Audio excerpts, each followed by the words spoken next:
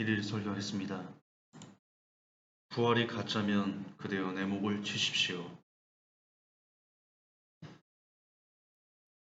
12명의 제자들의 순교 사진입니다.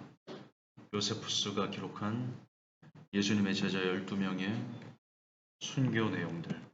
아시듯 베드로는 내가 어떻게 예수님과 똑같이 십자가를 지겠느냐? 나는 거꾸로 죽어야 된다.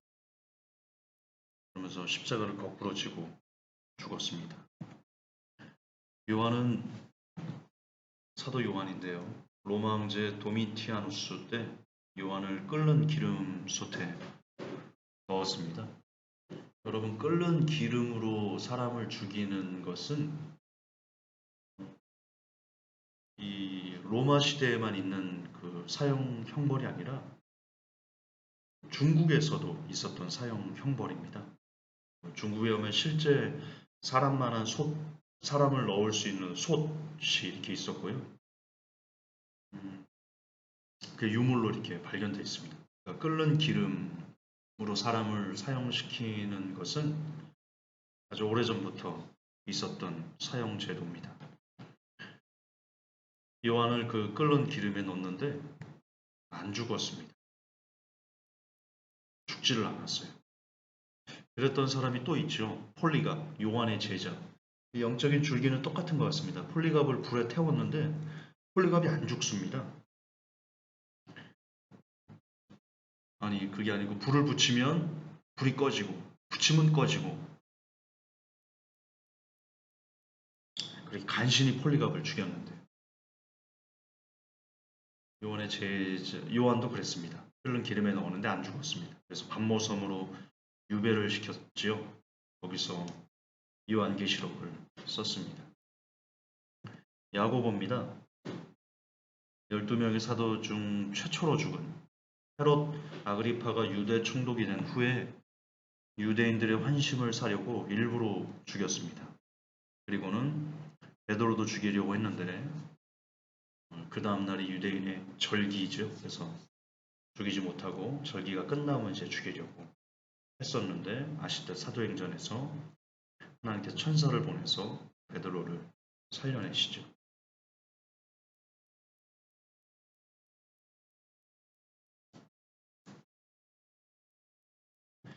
안드레입니다. 터키에서 순교했습니다. 두 십자가형에 매달려 아주 고통스럽게 죽었다. 다데오입니다. 페르시아에서 순교했습니다. 페르시아, 지금의 이란. 이거는 다데오 기념교회입니다. 빌립인데요. 터키에서 복음을 전하다가 지독한 매질을 당한 후 감옥에 갇혔었는데, 그 후에 거꾸로 기둥에 매달려서 처형당했다. 기록이 있습니다. 나다나엘입니다. 바돌로메. 참 고통스럽게 죽었습니다. 산채로 피부 껍질이 벗겨지는. 여러분, 지옥을 입신한 사람 중에, 입신하고 지옥을 본 사람 중에 마귀가 산채로 사람의 가죽을 벗겨버린다, 이런 것을 보아서 증언한 사람이 있거든요. 근데 지금 나다나엘도 산채로 가죽이 벗겨져서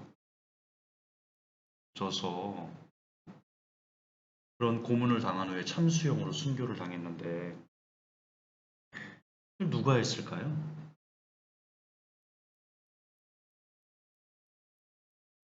사람이 사람의 가죽을 벗긴다. 이게 인간의 정신으로 가능할까요? 어, 사람이 사람의 가죽을 벗기는 것은 빙의 된 것이다. 저는 그렇게 보거든요. 악한 영에게 온전히 빙의 돼서 이런 짓을 저지를 수 있다. 그럼 마귀가 어디서 하는 짓을 이 땅에서 하고 있는 걸까?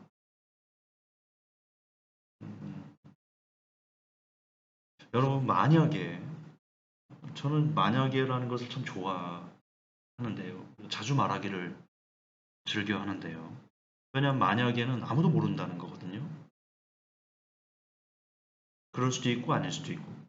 만약에 입신에서 지옥을 본 사람의 그 간증이 진짜라면, 정말 사람의 가죽을 벗기는 고문을 하고 있다면, 지금 이 땅에서 하잖아요. 바돌로메가 당했잖아요, 그거를.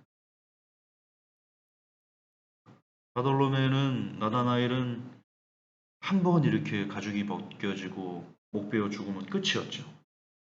만약에 지옥에서 계속 이런 일이 반복된다면,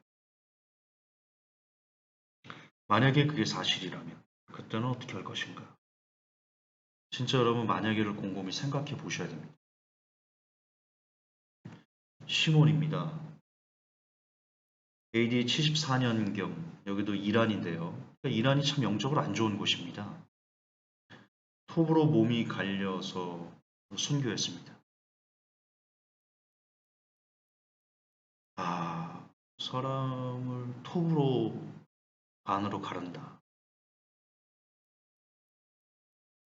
근데 톱으로 사람을 갈라서 죽이는 이 사형 제도도 요때만 있는 게 아니고요. 다른 나라에서도 이런 사형 제도가 있었습니다. 이걸 누가 할까? 이게 인간의 정신으로 할 수 있을까? 불가능하다고 생각합니다. 악에게 빙의 되지 않으면 어떻게 사람이 사람을 톱으로 가랍니까? 아, 진짜 끔찍하죠. 근데 예수님의 제자 시몬이 이렇게 죽었습니다. 마태입니다. AD 60년경 에티오피아에 있는 도시 나바다라는 곳에서 민을창으로 순교당했습니다. 민을창은 도끼, 창, 갈고리가 하나로 묶어져 있는 그런 무기입니다. 고통스럽겠죠. 또 야고보입니다. 알페오의 아들 야고보인데요. 시리아에서 전도하다가 예루살렘으로 돌아왔습니다. 그래서 복음을 전하는데 돌에 아무리 많이 맞아도 죽지를 않아서, 그래서 톱으로 켜서 죽였다, 이런 기록이 있습니다. 야고보도 톱으로 켜져서 죽었습니다. 히브리서에 그런 내용이 나오죠. 어떤 사람은 톱으로 믿음을 가진 사람인데 어떤 사람은 톱으로 켜서 죽임을 당하기도 하고, 이런 사람은 세상이 감당할 수 없도다.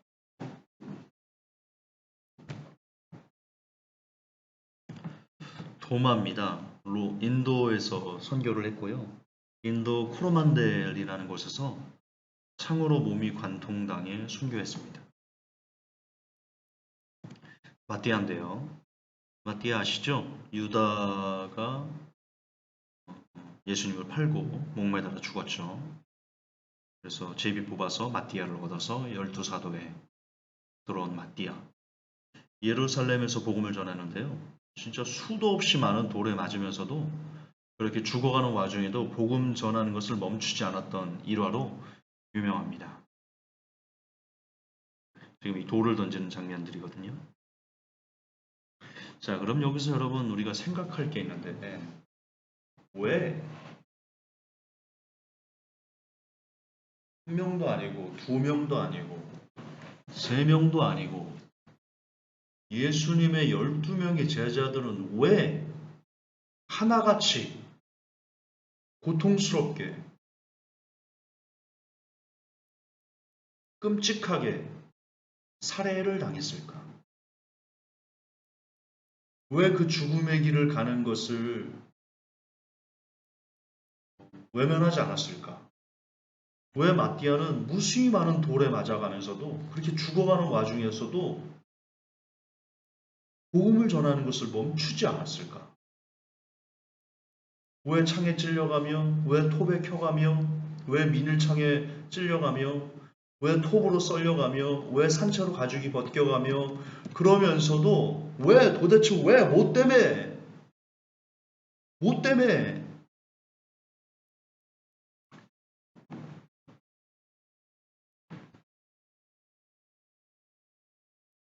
예수님을 전했을까? 여러분 잘 보셔야 됩니다. 마태복음 27장에 보면 예수님께서 어떻게 돌아가셨는지가 보여지는데요. 보세요. 그의 옷을 벗기며 홍포를 입히며 가시면류관을 엮고 그 머리에 씌우고 갈대를 그 오른손에 들리고 그 앞에서 무릎을 꿇고 희롱하여 가로되 유대인의 왕이여 평안할지어다. 조롱당했어요. 침뱉음을 받고요. 갈대를 빼앗아 그의 머리를 치더라. 희롱을 당한 홍포를 벗기고 도로 그의 옷을 입혀 십자가에 못 박으려고 끌고 나갔다. 저희가 예수를 십자가에 못 박은 후에 그 옷을 제비 뽑아 나눴다. 여러분 다른 성경에 보면 그 속옷을 통으로 짠 속옷이에요. 우리처럼 메리아스 입고 뭐 팬티 입고 이런 게 아니고 통으로 짠 거예요. 그거 벗기면 알몸 되는 겁니다. 예수님 알몸으로 다른 사람들도 많은데 알몸으로 십자가를 지셨습니다. 잘 깨달으셔야 됩니다. 지나가는 자들은 자기 머리를 흔들며 예수를 모욕했습니다. 십자가에서 내려와봐. 니까지 하나님의 아들이야? 내려와봐. 그렇게 다 거기 있는 사람들이 희롱했습니다. 심지어 44절에 보면 함께 십자가에 못 박힌 강도들도 이와 같이 욕하더라. 예수님께서 영광스럽게 죽지 않으셨습니다. 그리고 이 내용을 다 압니다. 제자들도 예수님께서 어떻게 돌아가셨는지는 소문을 들어서 압니다. 왜 엠마오로 가는 12제자에게 예수님께서 나타나셨는데 그 두 명이 제자가 그러잖아요. 근심하고 하니까 뭐 때문에 이렇게 근심하니? 그때 그들이 그러잖아요. 예루살렘에 있으면서 홀로 그 일을 모르느냐? 왜 예수님께서 어떻게 돌아가셨는지를 제자들은 다 알고 있어요. 굉장히 비참하게 돌아가셨거든요.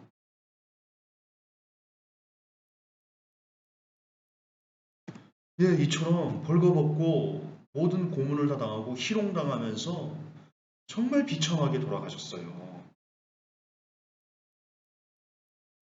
그런데 이렇게 비참하게 돌아가셨는데 왜 돌에 맞아가면서 죽어가면서 예수님을 전하고 왜 창에 찔려가면서 왜 톱으로 켜져가면서 밀을 창에 찔려가면서 톱으로 몸이 잘리면서 산채로 껍질이 벗겨지면서까지 그렇게 죽어가면서까지 왜 이렇게 비참하게 죽으신 분을 전하였냐는 거죠. 여기에 집중해야 된다는 겁니다.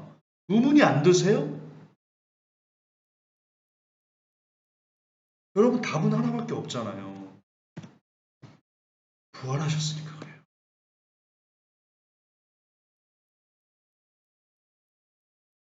이거 말고 무슨 답이 있어요? 그들이 미쳤어요? 집단적으로? 12명이 집단적으로 미친 거예요? 한두 명 미쳤다라고 하면 이해라도 되겠어요. 어떻게 12명이 똑같이 그런 고난의 길을 스스로 자처해서 마띠아는 죽어가면서 돌에 맞아가면서까지 예수께서 부활하셨다라고 외칠 수 있을까요? 스데반 집사는 어떻게 돌에 맞아 죽어가는 순간에 하늘이 열리고 예수님께서 하나님 우편에 계심을 내가 보도다라고 어떻게 할 수 있겠어요?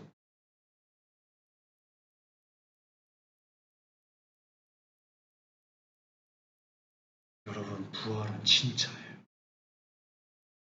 여러분이 믿든지 믿지 않든 예수님께서 죽은 지 3일 만에 다시 살아나셔서 하나님 우편에 앉으셨어요. 죽음을 이기셨어요. 그걸 12명의 제자들은 보았어요. 직접 그들의 눈으로 보았어요. 그래서 죽을 수 있었어요. 왜? 죽어도 죽지 않는다는 것을 예수님께서 그렇게 말씀하시죠. 살아서 나를 믿는 자는 죽어도 죽지 않는다. 그걸 믿었어요. 그들은 죽었지만 살았어요. 하나님께는 모든 사람이 살았다 그렇게 얘기합니다. 육신의 죽음은 끝이 아니에요. 사람의 죽음은 진짜 삶과 죽음은 육신의 죽음이 끝난 이후에 시작되는 거예요. 그들은 그거 알았어요. 보았기 때문에. 사망을 이기신 예수님, 부활하신 예수님을 직접 그들은 보았기 때문에 예수님께서 살아나신 후에 40일 동안 제자들과 함께 계셨어요. 그러면서 하나님 나라에 대한 일을 말씀하셨어요. 12명의 제자들은요, 죽어가면서 기뻐했을 겁니다. 이 땅에 무슨 미련이 있겠어요. 더 좋은 걸 이미 봐버렸는데.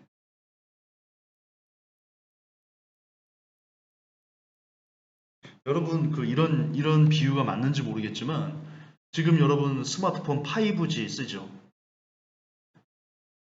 여러분 다시 삐삐 쓰라면 쓰겠어요? 안 쓰죠. 왜 안 써요? 이미 좋은 걸 경험해 버렸거든요. 공중전화 쓰라면 쓰겠어요? 불편해서 못 쓰죠. 왜? 이미 좋은 거를 경험했거든요. 그래요. 예수님의 부활을 통해서 12명의 제자들은요, 이미 하늘 소망이라는 너무나 좋은 것을 온 마음이 다 빼앗겨 버렸어요. 어쩌면 어서 죽고 싶었을 거예요. 사도 바울이 그렇게 얘기합니다. 내가 어서 이 육신의 장막을 떠나 하나님 나라에 가는 것이 내 소원이다. 어서 그랬으면 좋겠다.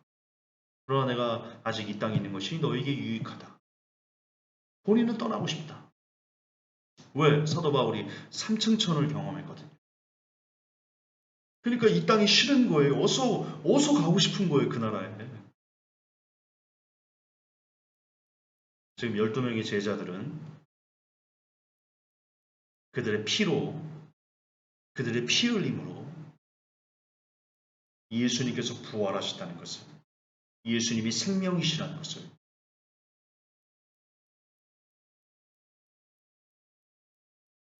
우리가 예수님을 믿어야만 하는 명확한 증거를, 예, 죽음으로 증명한 거예요. 봐라, 나의 죽음이 예수님의 부활을 이보다 더 생생하게 증명할 수 있을 것 같으냐?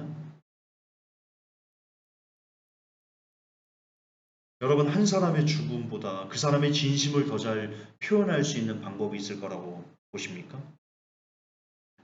죽음보다 더한 증명은 없습니다. 그래서 12명의 제자들은 죽은 겁니다. 하나님께서 그들을 죽음 가운데 허락하신 겁니다. 그들의 희생을 통해서 하나님의 미랄이 땅에 떨어져 썩지 않으면 많은 열매를 맺지 못하니까요. 12명의 제자들의 순교는 미랄이었던 겁니다. 그들의 미랄이 결국 전 세계에 예수 그리스도를 전하는, 그래서 2000년이 지난 지금 제가 예수님을 믿고 여러분들이 예수님을 믿는 그 믿음의 씨앗이 되준 겁니다. 그들의 피가 없었으면, 예수님의 피가 없었으면 열두 제자의 피도 없었고, 12제자의 피가 없었으면 저와 여러분은 여전히 예수님을 모르고 살아가는 비참한 인생이 되었을 겁니다. 12명의 제자의 순교는 예수님께서 정말 부활하셨다는, 사망을 이기셨다는 이보다 더 확실할 수 없는 그런 증거입니다. 나아가 여러분, 마지막으로 한 가지를 가슴에 새기고 설교를 마무리했으면 좋겠습니다. 여러분, 예수님의 부활이 사실이라면 저와 여러분에게 치명적으로 다가와야 될 한 가지가 있습니다. 그것은 바로 지옥입니다. 예수님의 부활이 12명의 제자들의 순교로 증명됐습니다. 정말 예수님은 살아계셨고 그분은 죽으셨고 3일 만에 부활하셨습니다. 그리고 하늘로 승천하셨습니다. 그랬다는 것은 예수님께서 이 땅에 사신 모든 말씀들이 다 사실이라는 겁니다.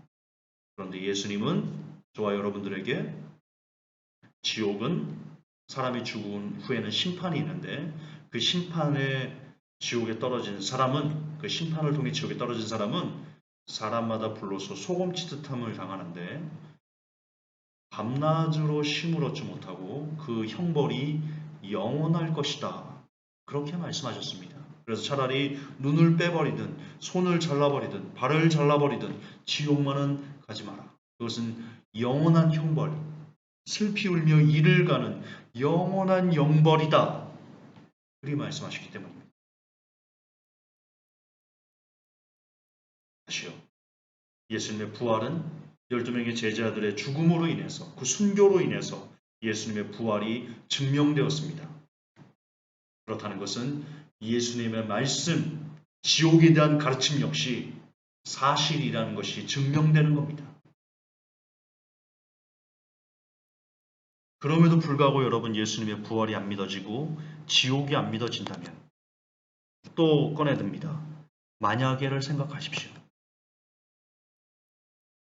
지금 이토록 명확한 증거로 지옥을 증명했는데 그래도 믿어지지 않는다면 만약에 김전주 사가 말한 게 사실이면 만약에 내가 죽었는데 그때 그 설교가 진짜였으면 이 불 가운데 타고 있을 그 누군가는 그 만약에를 기억하지 못한 바로 여러분입니다.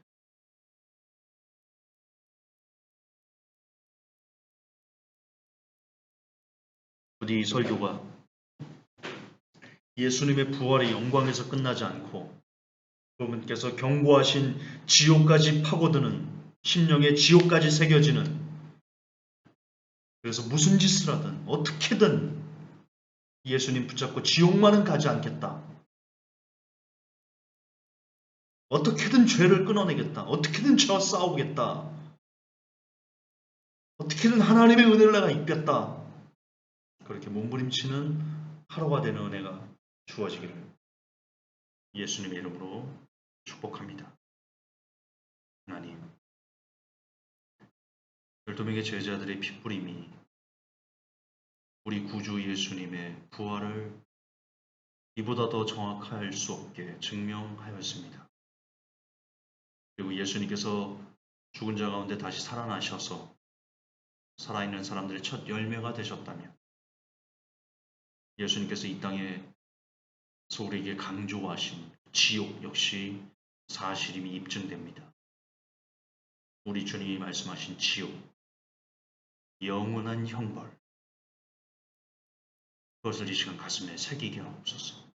먼저 전하는 저의 가슴에 그 지옥이 새겨지게 하시고 나아가 이 메시지를 듣는 모든 사람들의 심령에 지옥이 새겨지게 하옵소서.